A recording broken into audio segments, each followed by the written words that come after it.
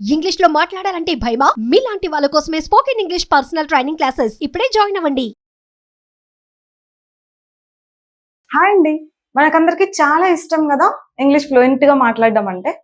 English fluent గా మాట్లాడాలంటే మనం తెలుగులో ఏవైతే మాట్లాడుతున్నామో అవన్నీ ఇంగ్లీష్ లో కూడా రావాలి, అంతే కదా. గ్యాప్ లేకుండా మాట్లాడాలంటే తెలుగులో మాట్లాడుతున్నవన్నీ ఇంగ్లీష్ లో కూడా రావాలి.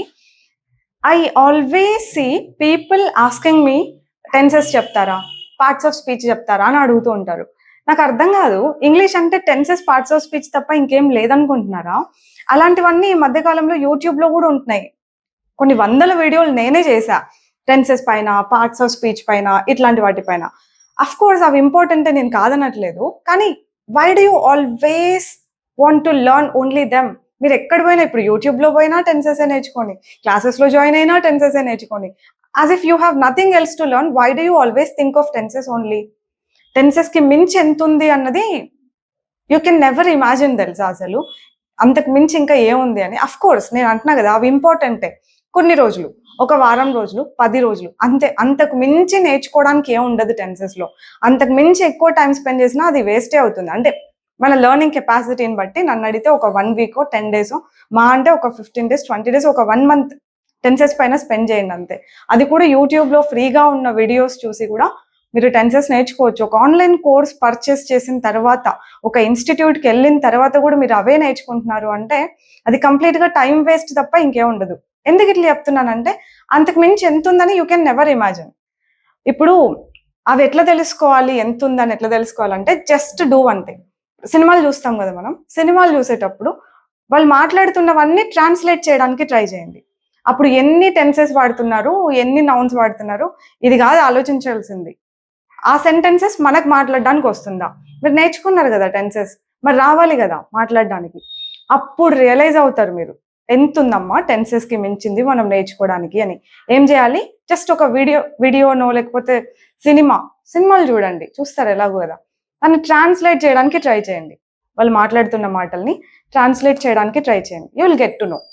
ఏదో మూవీలో వెంకటేష్ గారు అంటారు, అరే సిపిఆర్ అంటే గుండె ఆగినాక చేయాలిరా, నీకు గుర్తొచ్చినప్పుడు కాదు అని. దీన్ని ఎట్లా చెప్పాలి ఇంగ్లీష్లో, ఏ టెన్స్ వాడాలని ఆలోచిస్తారు మీరు.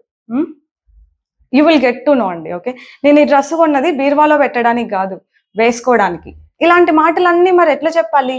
ఇవన్నీ నేర్చుకోకుండా జస్ట్ కొన్ని నేర్చుకొని అంతా మాట్లాడేయాలి అనుకుంటాం. అది అవ్వదు.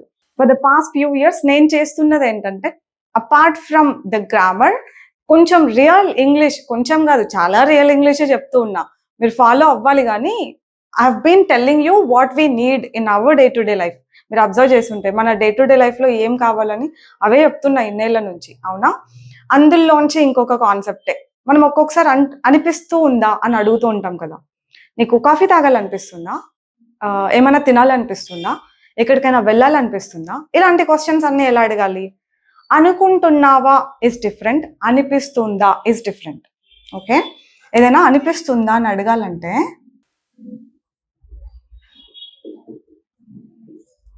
డూ యూ ఫీల్ లైక్ అని చెప్పి అడగాలి. డూ యూ ఫీల్ లైక్ అని ఐఎన్జీ ఫామ్ యూజ్ చేయాలి. Do you feel like eating anything? ఏదైనా తినాలని అనిపిస్తోందా అని. డూ యూ ఫీల్ లైక్, ఇక్కడి వరకు గుర్తుపెట్టుకోండి. దీని అర్థం అనిపిస్తోందా. ఇక్కడ ఏం చేయాలి? ఐఎన్జీ ఫామ్ ఆఫ్ వర్బ్ వాడాలి. ఇక్కడ ఇదంతా కామన్గా పెట్టి ఇక్కడ వర్బ్స్ చేంజ్ చేసుకుంటూ మనం క్వశ్చన్స్ చాలా అడగొచ్చు. ఎలా అడగొచ్చు? ఇప్పుడు నీకు బయటకు వెళ్ళాలనిపిస్తుందా అని అడగాలనుకోండి, ఎలా అడుగుతాం? బయటకు వెళ్ళడాన్ని గోయింగ్ అవుట్ అంటాం, right? Do you feel like going out అని అడగాలి. Do you feel like going out. బయటకు వెళ్ళాలనిపిస్తోందా నీకు టేస్ట్ చేయాలనిపిస్తోందా? అక్కడ ఐస్ క్రీమ్ సంథింగ్ ఏదో ఉంది, టేస్ట్ చేయాలనిపిస్తోందా నీకు? Do you feel like tasting it?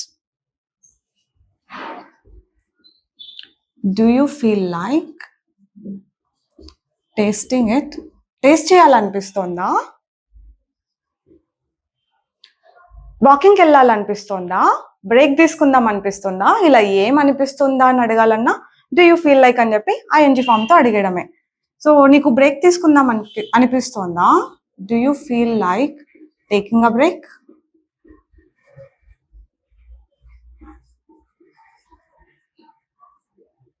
Coffee తాగాలనిపిస్తుందా మీకు?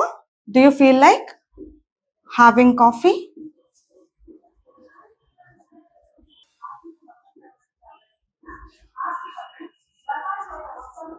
కాఫీ తాగాలి అనిపిస్తుందా? ఇంకా ఏం తినాలి అని ఏం చేయాలి అనిపిస్తుంది అని అడగాలన్నా క్వశ్చన్ అడగాలంటే ఇలా డూ యూ ఫీల్ లైక్ అని చెప్తాం. ఏదైనా చేయాలనిపిస్తుందా అంటే డూ యూ ఫీల్ లైక్ అంటున్నాం, రైట్? అలా అవును నాకు కాఫీ తాగాలనిపిస్తుంది, నాకు బయటకు వెళ్ళాలనిపిస్తుంది అని చెప్పడానికి ఆన్సర్ చెప్పడానికి, ఆర్ జనరల్ గానే నాకు కాఫీ తాగాలనిపిస్తుంది, బిర్యానీ తినాలనిపిస్తుంది, ఇలాంటివి చెప్పాలంటే I feel like having cup of coffee, I feel like having biryani. ఓకేనా? ఇలా చెప్పాలి ఆన్సర్స్ అన్ని కూడా.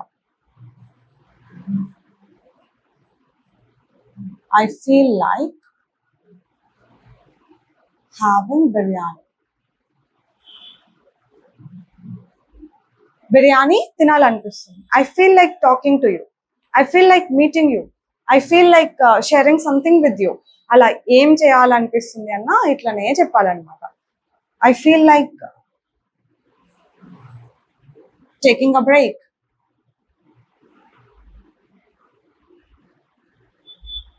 నాకు ఒక బ్రేక్ తీసుకోవాలనిపిస్తుంది.